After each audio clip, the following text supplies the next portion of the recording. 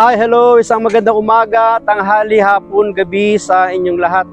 Anong oras man ninyo napapanood ang video ito, tayo po muli ay tutunghay ng ating pagbasa para sa araw po ng Huwebes, April 18, 2024.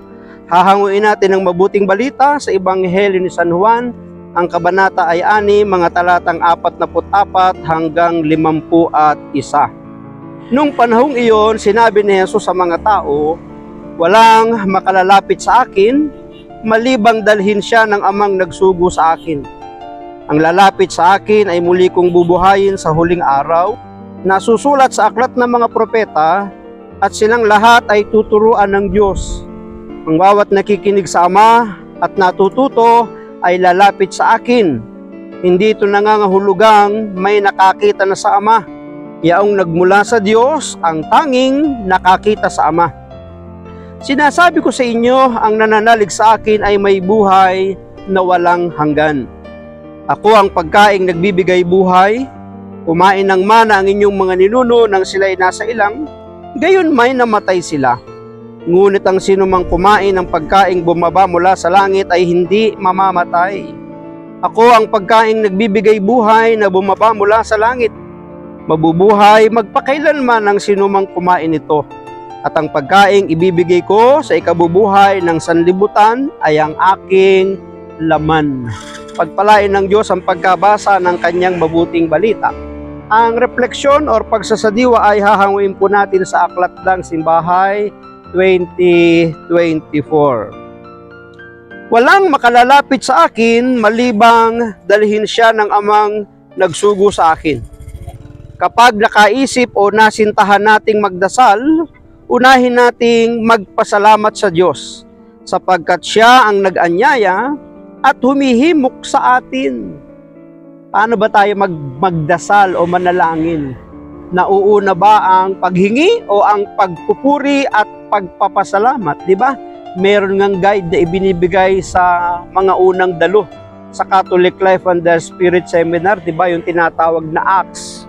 ACTS. A means adoration, C, confession, T, thanksgiving, panghuli yung S, supplication, di ba? Unahin nating magpasalamat sa Diyos sapagkat siya ang nag-anyaya at humihimok sa atin.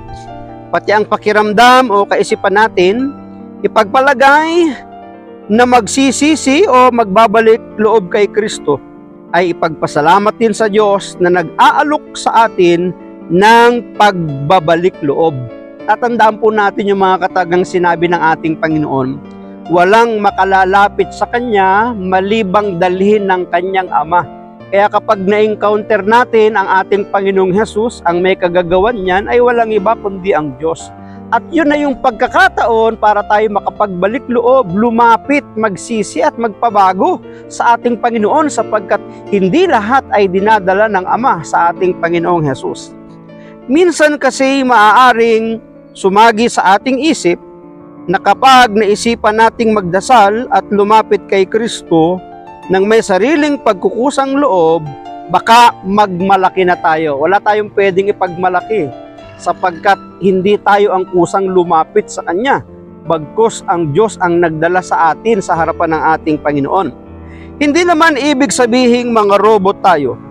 Ang ibig sabihin, kung nais nating lumapit kay Kristo, ito'y dahil inalok niya muna tayo. Totoo yun.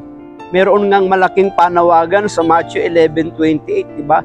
Lumapit kayong lahat na napapagal, nahihirapan, nabibigatan sa inyong pasanin, at kayo'y pagpapahingahin ko. Meron siyang pag-aalok.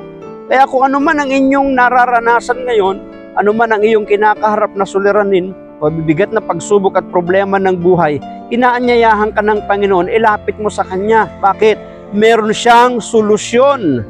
Meron siyang ibibigay na solusyon at tugon sa iyong ilalapit sa Kanya. Datapwat sa kabilang banda, kapag tayo'y hindi lumapit, ito'y hindi dahil pinipigilan niya tayo, bagkus ito'y dahil ayaw natin. Kung hindi ka lumalapit, hindi dahil sa pinigilan tayo, kundi ito'y sarili nating pasya.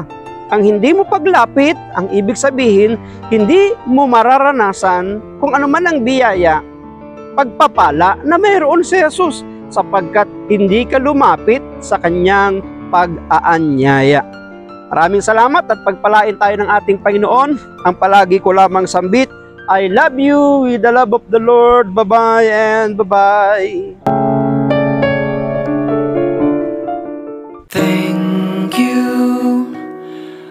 Thank you for your